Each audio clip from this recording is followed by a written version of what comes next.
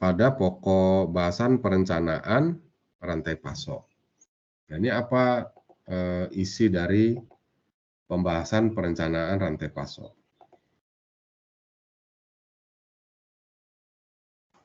Ruang lingkup dari perencanaan rantai pasok itu bicaranya perencanaan, pengelolaan, koordinasi,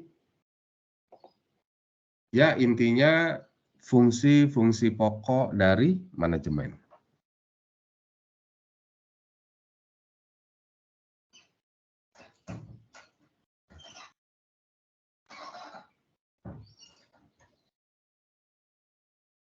Ya hampir sama, hampir mirip, ya hampir sama dengan strategi rantai pasok. Ya. Hanya saja di perencanaan rantai pasok ini lebih teknis. Kalau di strategi rantai pasok kita bicara abstrak, kalau di perencanaan rantai pasok ini sudah sampai kepada model-model seperti teknik penerapan dari teknik optimisasi. Gitu ya. Jadi perencanaan rantai pasok atau supply chain planning itu adalah proses dalam manajemen rantai pasok yang melibatkan perencanaan, pengelolaan, dan koordinasi berbagai elemen rantai pasok untuk mencapai tujuan bisnis yang diinginkan. Jadi perencanaan rantai pasok adalah aspek kritis dalam mengelola rantai pasok secara efisien dan responsif terhadap perubahan pasar. Nah, misalnya kan tadi di dalam strategi rantai pasok ada permasalahan tentang ketidakpastian pemasok. Nah, ini bagaimana perencanaan rantai pasoknya untuk mengatasi ketidakpastian pemasok? Bagaimana perencanaannya? Ada juga permasalahan terkait dengan ketidakpastian permintaan, ya, ketidakpastian permintaan. Ini bagaimana perencanaan rantai pasok? Maka di dalam perencanaan rantai pasok itu nanti ada forecasting, kita harus mengkaji untuk menemukan model atau metode peramalan atau metode forecasting yang cocok ya, dengan karakteristik ketidakpastian permintaan tadi. Gitu. Nah, itu di perencanaan rantai pasok ditemukan nanti modelnya apa.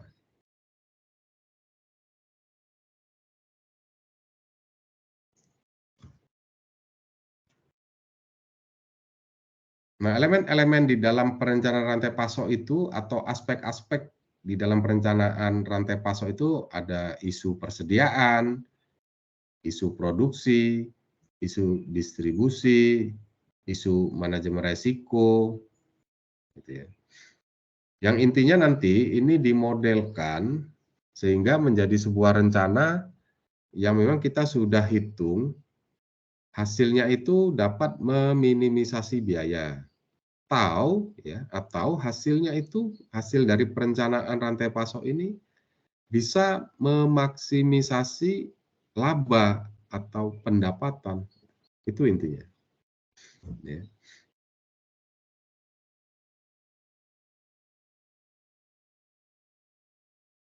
Apa-apa saja aspek-aspek dari perencanaan rantai pasok itu. Yang pertama, perencanaan persediaan.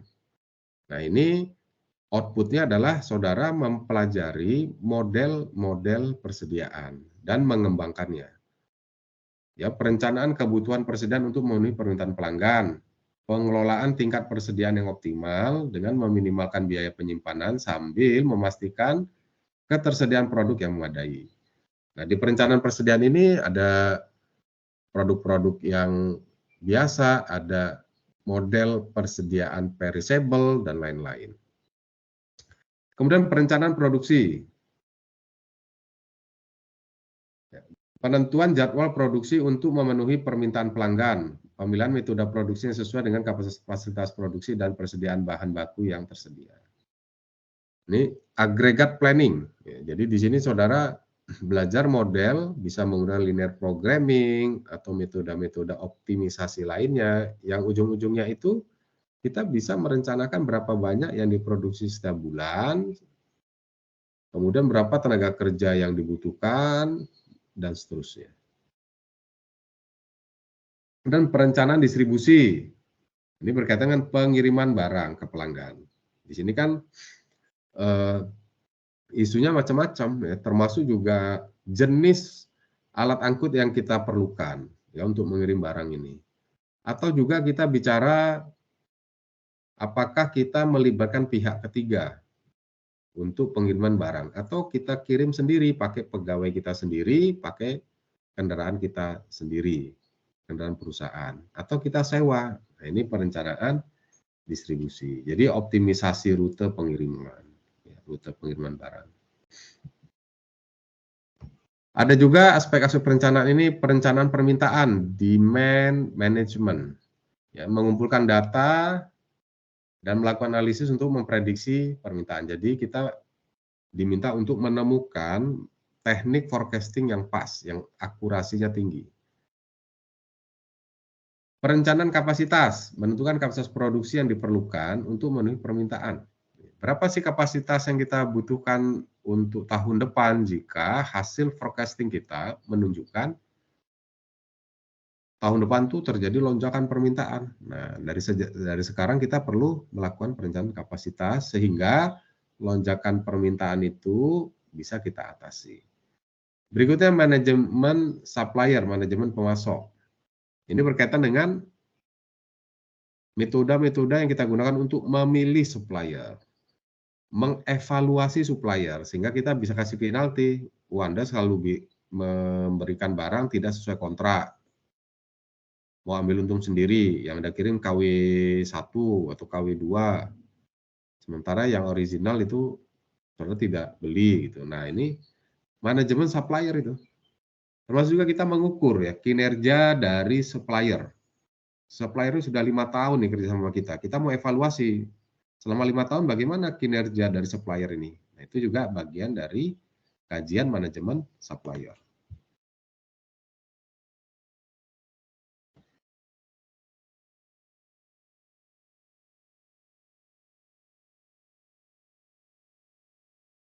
Kemudian manajemen resiko. Ini berkaitan dengan identifikasi potensi resiko dalam rantai pasok dan mengembangkan strategi mitigasi resiko tersebut. Ada juga teknologi dan sistem informasi. Ini kita kajian-kajian yang mengembangkan program-program komputer atau aplikasi sistem informasi. Kinerja dan pengukuran.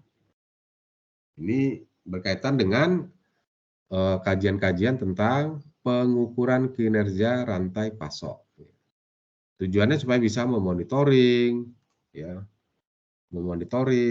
mengevaluasi kinerja rantai pasok. Kemudian menemukan key performance indicator dengan berbagai macam cara.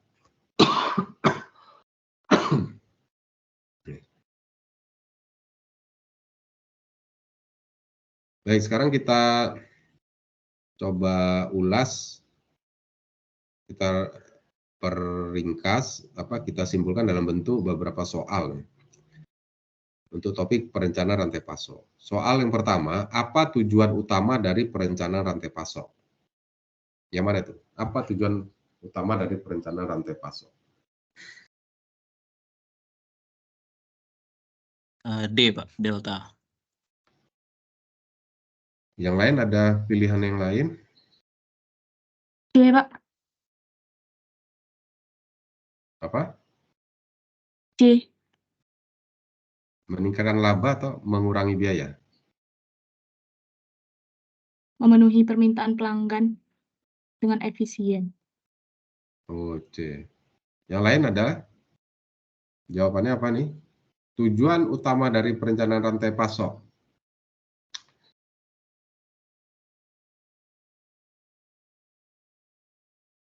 Tujuan utama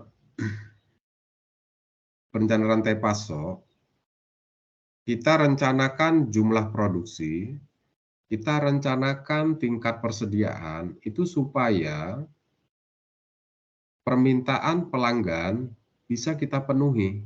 Kalau pelanggan minta 10 unit, ya 10 harus kita penuhi. Sesuai dengan order dia maunya kapan. Tolong kirimkan 100 paket produk pada bulan 9 tanggal 4 jam 12.00. Nah, itu harus saudara bisa penuhi permintaan itu. Tetapi saya memenuhinya itu dengan biaya yang efisien. Jangan buang-buang uang, jangan boros. Itu gimana caranya? Nah, efeknya, akibat dari perencanaan saya yang baik ini, gitu, akibatnya atau benefitnya itu memang meningkatkan laba perusahaan. Gitu ya. Jadi perencanaan rantai pasok itu concern kepada pemenuhan permintaan pelanggan dengan tingkat biaya yang wajar. Nah, itu yang menjadi concern dari bagian perencanaan supply chain. Jadi perencanaan supply chain ini kan bagian dari strategi rantai pasok. Ya, strategi rantai pasok ini kan bagian dari konsep manajemen rantai pasok. Jadi makin ke bawah, makin terus, itu makin spesifik perannya di dalam manajemen rantai pasok. Sama seperti perencanaan rantai pasok.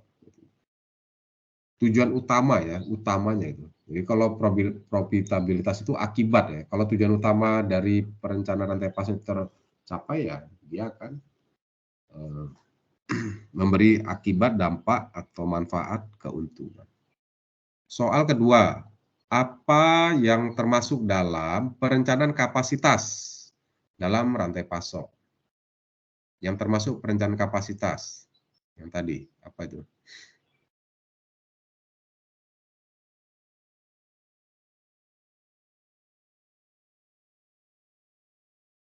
D, Pak. Apa yang termasuk dalam perencanaan kapasitas?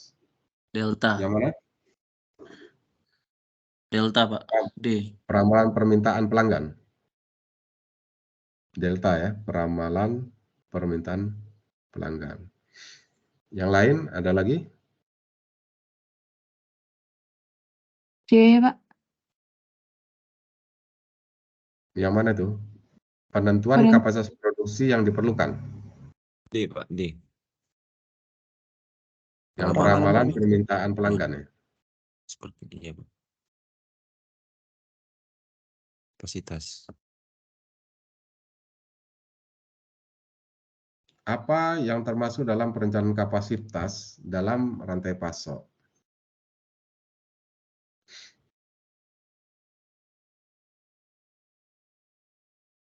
Di dalam rantai pasok, kalau pemasok itu bisa kapasitasnya itu, problem kapasitasnya itu adalah kapasitas produksi. Misalnya kita pabrik semen itu mau beli batu bara itu kan diproduksi. Berarti di sana ada, di pemasok itu ada yang namanya perencanaan kapasitas produksi. Di pabrik yang membuat semen itu kapasitas produksi juga, yaitu kapasitas produksi semen. Kalau di distributor, dia kan tidak membuat barang, tapi dia ada juga jenis kapasitas. Yang dia perlukan itu kapasitas penyimpanan. Di retailer itu juga bicaranya kapasitas penyimpanan. Nah, itu yang disebut perencanaan kapasitas dalam rantai pasok. Jadi, kalau ada kapasitas produksi, karena itu memang bicara kapasitas untuk aktor-aktor di sistem rantai pasok yang memproduksi barang. Kalau peramalan permintaan pelanggan, nah ini tidak ada hubungannya dengan perencanaan kapasitas, tapi memang dalam konteks merencanakan kapasitas, kita butuh data peramalan permintaan. Ya, kalau saudara mau masih ingat bagaimana model agregat planning atau production planning, nah, di situ kan saudara bisa melakukan operasi simplek kah atau yang lain-lainnya jika ada data berapa besar permintaan, kan begitu. Kalau beta, evaluasi kinerja pemasok, ya kita tidak bicara kinerja pemasok di sini, tapi concern-nya kapasitas. Penentuan waktu pengiriman produk itu juga tidak relevan dengan perencanaan kapasitas. Karena penentuan waktu pengiriman ini bicara-bicara distribusi, kan gitu. Soal ketiga, manajemen resiko dalam rantai pasok melibatkan apa saja? Manajemen resiko dalam rantai pasok melibatkan apa saja? B, B, Pak. Pak. Beta. Yang lain sama? B, Pak. Beta juga. Manajemen resiko dalam C, Pak. pasok melibatkan apa? Kapasitas. Pemantauan kinerja pemasok. D, Pak. D, Ini Pak. bicara resiko kan? Kalau B, identifikasi dan mitigasi potensi resiko. Kalau C, penentuan jadwal produksi. Ya nggak ada bicara resiko di situ. D, pengurangan biaya persediaan. Juga tidak ada bicara resiko.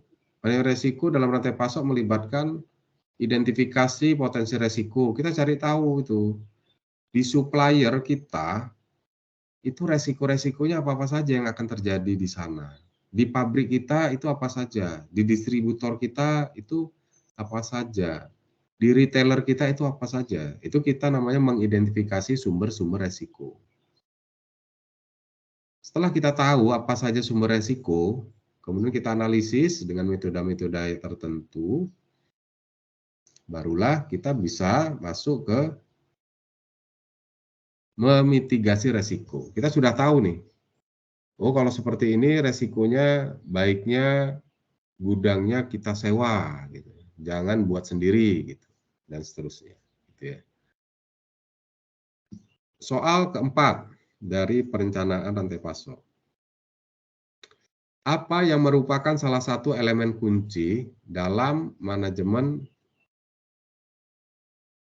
supplier atau pemasok di rantai pasok?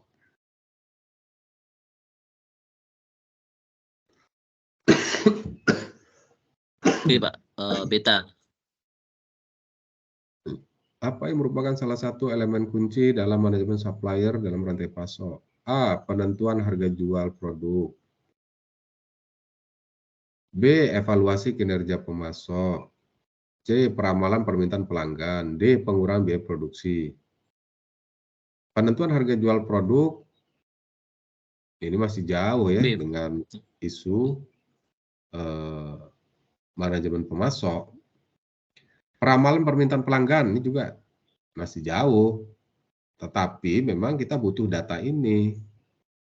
Pengurangan biaya produksi itu juga akibat, gitu, akibat dari kalau kita mampu memanage supplier kita. Jadi yang benar adalah mengevaluasi kinerja pemasok. Kenapa dievaluasi? Ya kita ingin jaminan pemasok ini kalau kemarin-kemarin nilai keterlambatannya nilai keterlambatan hadir di apa ya, keterlambatan pengiriman barang misalnya ke perusahaan, ya kita perlu evaluasi. Ini kalau dia masih cukup tinggi, jam terlambatnya sampai ke pabrik, wah ini patut kita evaluasi, patut tidak perlu diperpanjang lah. Gitu. Jadi sini evaluasi kinerja pemasok itu konteksnya adalah pemasok-pemasok yang sudah ada, makanya disebut evaluasi. Gitu. Output dari evaluasi kinerja pemasok ini adalah rekomendasi untuk bisa dipilih kembali. Nah, nanti dia masuk lagi ke model pemilihan pemasok. Bukan sesuatu yang digabungkan, tapi dimungkinkan untuk terjadi kolaborasi. Terakhir, ya, mengapa teknologi dan sistem informasi penting dalam perencanaan rantai pasok? Ya, mengapa IT penting dalam perencanaan rantai pasok? Yang mana itu jawabannya? C, Pak. Kalimatnya yang mana? Untuk Untuk memfasilitasi. integrasi, iya, Pak. Yang lain ada? Apa jawabannya? Sama Pak. C, Pak. C. Yang lain lagi masih ada menemukan jawaban lain selain C? Sama, Pak. C, Pak. Integrasi, Pak. Ya. Jawabannya adalah C, untuk memfasilitasi integrasi antara berbagai mitra dalam rantai pasok.